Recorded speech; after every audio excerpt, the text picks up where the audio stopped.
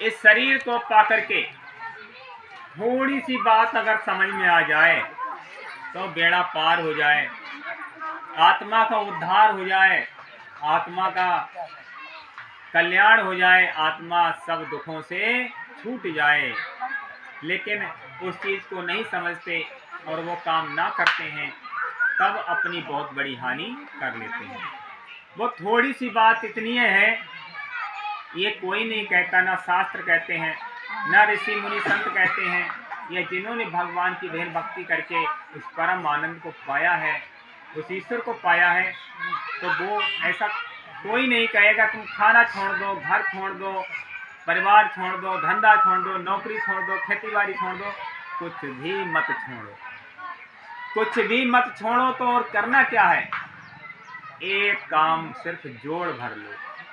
कौन सा काम जोड़ लो भाई? अपने जीवन में सैकड़ों काम जोड़ रखे हैं, हजारों काम जोड़ रखे हैं, जोड़े नहीं जोड़े भाई? खाना, नहाना और बाकी बालों पे कंघी करना, कपड़ों को धुलना, प्रेस करना है, रिश्तेदारी में जाना, व्यवहार करना है, लोगों से बोलना, सारा काम बहुत सारे हैं।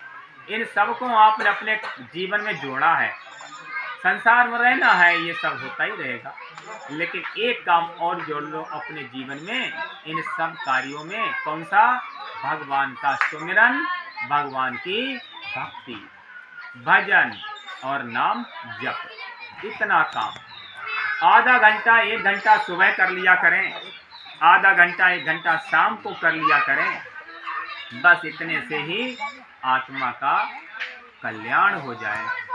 जीवन जो मिला है हमें, इतना अनमोल और कीमती शरीर मिला है, तो ये सफल हो जाए, ये सार्थक बन जाए।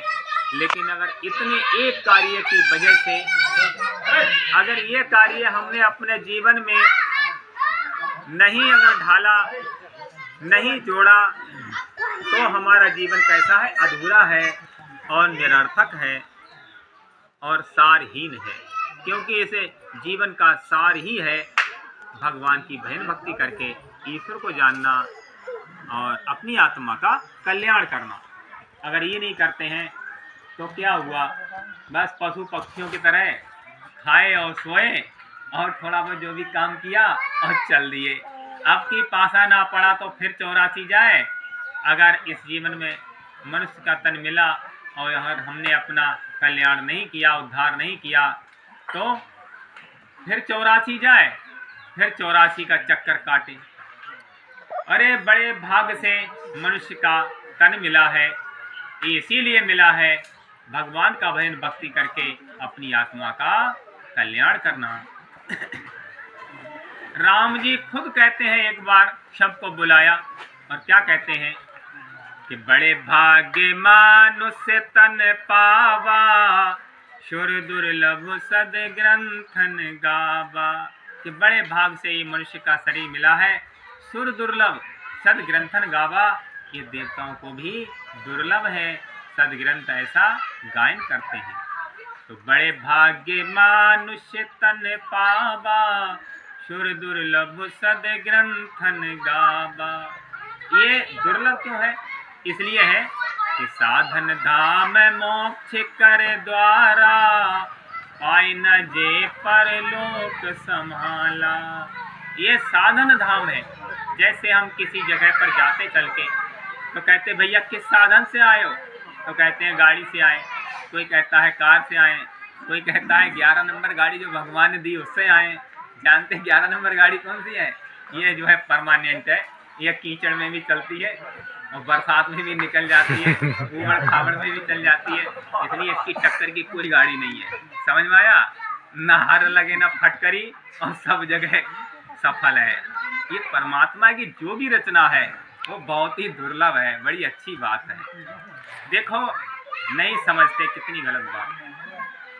आप लोग घर में बल्ब जलाते हो, उसका किराया देते हो, जाता बिल जाता नहीं जाता है? पंखा चलाते हो उसका बिल जाता है। और जितने भी काम हैं जो लाइट से हो रहे हैं या फिर किसी और से करवा रहे हो, उस सब का बिल और पैसा देना पड़ता है। लेकिन कभी आपने ये विचार किया, और जो पैसा देते हो कितनी मेहनत करके देते हो? भाई किसी के यहाँ मजदूरी करते हो या खेती करते हो या नौकरी करते हो, धंधा करते हो, दुकान चलाते हो, कुछ न कुछ काम करते नहीं करते, तब उसका बिल चुकाते हो। लेकिन उनका बिल कभी जमा करने की सोचते हो जिन्होंने फ्री में दिया है।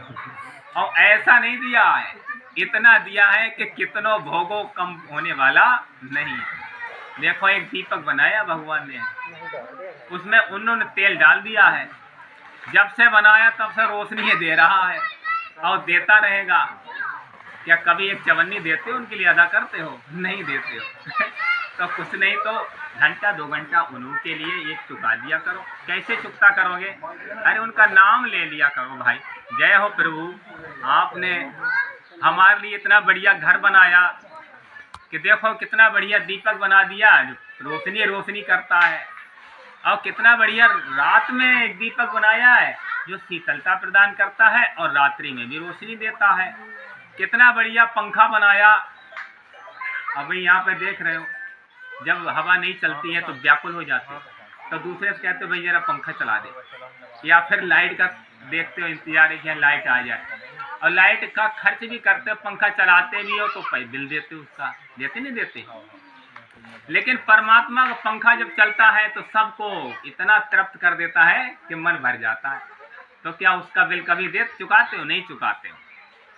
तो परमात्मा ने पूरा घर बनाया है, हम सब उनके बच्चे हैं और रह रहे हैं, सारी इतनी अच्छी व्यवस्था है, तो कम से कम उनको धन्यवाद तो देना चाहिए, उनको याद तो करना चाहिए, उनका नाम तो जपना चाहिए, नहीं चाहिए?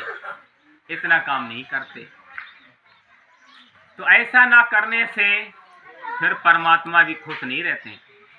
कहते हैं कोई बात नहीं, हमने इतना सब कुछ बनाया, तुम सुंदर शरीर दिया और फिर भी तुमने मुझे याद नहीं किया, मुझे धन्यवाद नहीं दिया, तो फिर दोबारा से ये जो मज़ा मिल रहा है मनुष्य का शरीर में आकर के, ये दोबारा से नहीं मिलता है।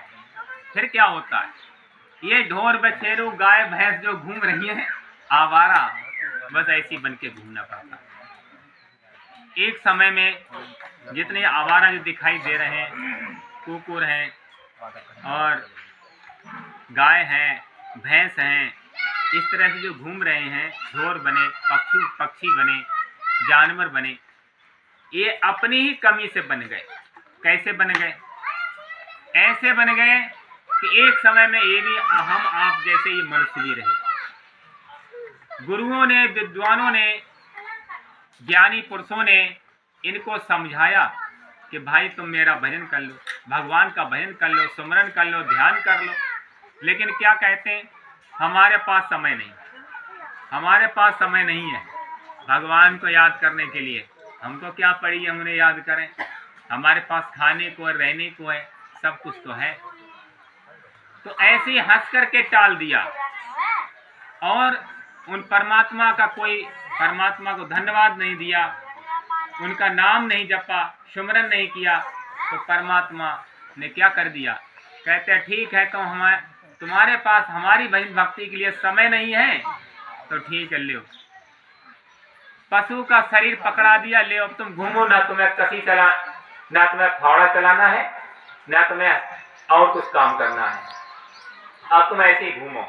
तो ऐसे ही घूमते रहते हैं। अब सोचिए पहले कि अगर हम भगवान का भजन भक्ति नहीं करते हैं और मनुष्य का शरीर छोड़ करके अगर पशु की योनि में पहुंच गए, पक्षी की योनि में पहुंच गए, किसी और योनि में पहुंच गए, ये बताओ कि हम अपनी कितनी बड़ी क्षति कर रहे हैं। इससे बड़ी भी क्षति और हो सकती है क्या? लेकिन भगवान कहते हैं कि जो मेरा भजन करता है, मेरी भक्ति करता है, मेरा नाम जपता है, मेरा कीर्तन करता है, तो मैं उसे यही शरीर पुनः दे देता हूं, उसे ये शरीर पुनः दे देता हूं, और उस जन्म में भी मेरा भक्ति करता है और मेरे पास आ जाता है, मुझको पा जाता है और जन्म मरण से छूट जाता है। फिर कभी इस संसार में दुख उठाने के लिए नहीं आता।